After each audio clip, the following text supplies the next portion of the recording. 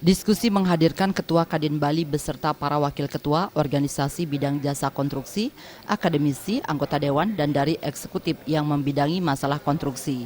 Dari diskusi terungkap bahwa keberadaan jasa konstruksi di Bali semakin memprihatinkan.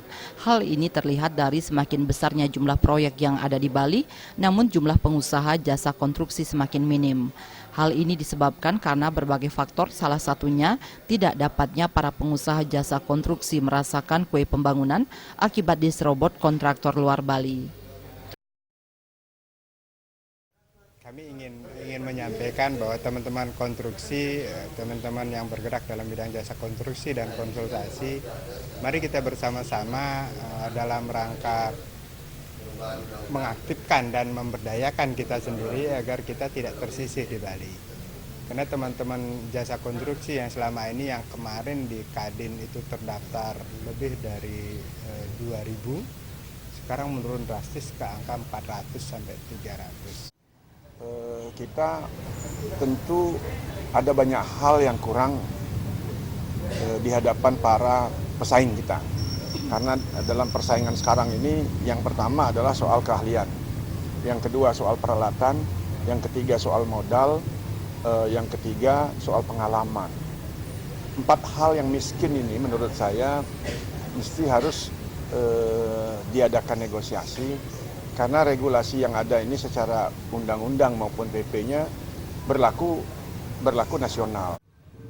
Perbandingan jumlah pengusaha dengan jumlah paket-paket atau jumlah proyek itu adalah berbanding terbalik. Nah, kalau proyek-proyek yang ada di Bali itu 75% itu adalah proyek-proyek besar. Kalau dihitung dari kumulatif harga. Tetapi proyek-proyek yang kecil, menengah dan kecil itu hanya 25%. Nah, sedangkan keberadaan rekanan kita di Bali itu 90% itu adalah rekanan kecil. Hanya 10% itu menengah dan besar. Artinya apa? Artinya pangsa pasar yang 25% itu diperebutkan oleh 90% jumlah rekanan. Jadi jasa konstruksi, perda jasa konstruksi tersebut, utama yang fokus-fokus yang bisa kita lihat adalah di mana sehubungan dengan ketenaga kerjaan dan perusahaan-perusahaan khususnya luar Bali harus mengetahui tentang budaya Bali. Itu contoh satu, sehingga apabila ditindaklanjuti oleh Pergub nantinya sebagai petunjuk pelaksanaan dapat merupakan suatu sertifikasi budaya.